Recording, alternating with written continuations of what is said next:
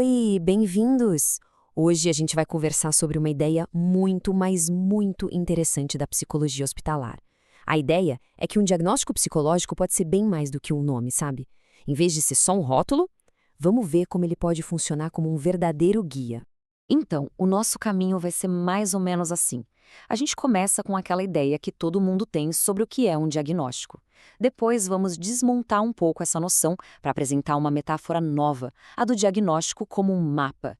Daí, vamos entender a ligação entre observar e agir e fechar com o verdadeiro papel do psicólogo nesse processo todo. Bom, vamos lá. Começando pela visão comum, ou seja, aquilo que a gente geralmente pensa quando ouve a palavra diagnóstico.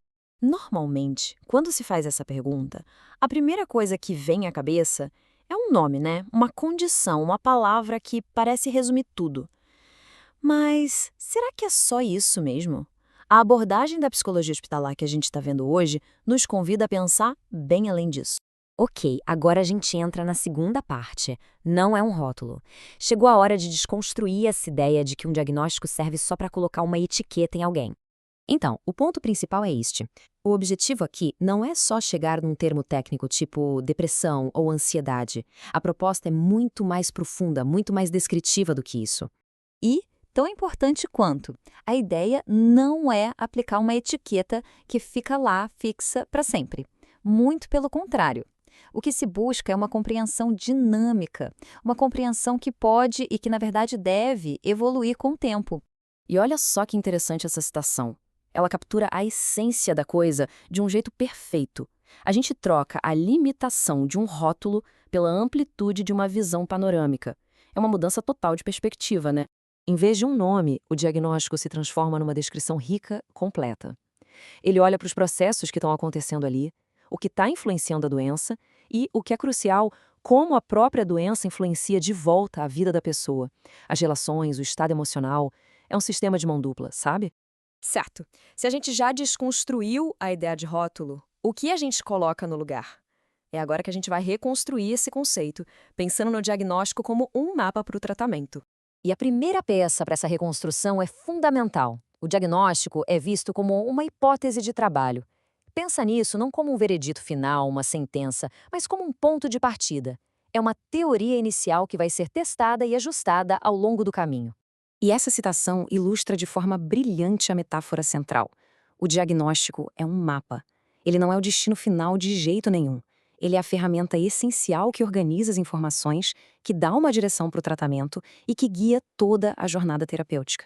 Sem ele, a equipe e o paciente estariam, basicamente, navegando no escuro. Ok, mas como é que esse mapa se transforma em ação, na prática?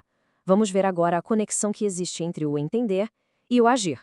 Aqui, a gente tem dois conceitos-chave. O ver, que é esse ato de compreender, de observar a situação, e o intervir, que já é a ação terapêutica em si. O ponto central aqui é que esses dois momentos estão totalmente ligados. Um alimenta o outro. E a ordem nem sempre é tão rígida assim. Às vezes, uma pequena intervenção ajuda a gente a ver melhor a situação toda. Faz sentido, né?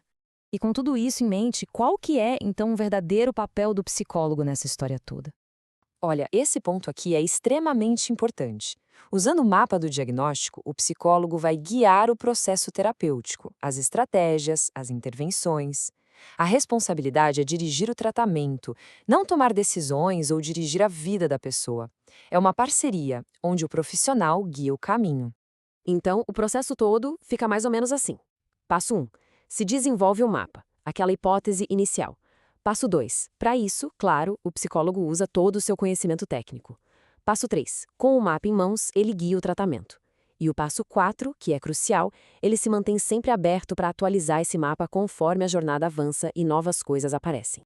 E para fechar, fica essa reflexão. Se um diagnóstico deixa de ser um ponto de chegada, uma etiqueta final, ele se transforma em algo muito mais poderoso, não acha? Ele vira um ponto de partida, uma bússola para a jornada de cuidado e de recuperação. Ele se torna uma ferramenta de possibilidades.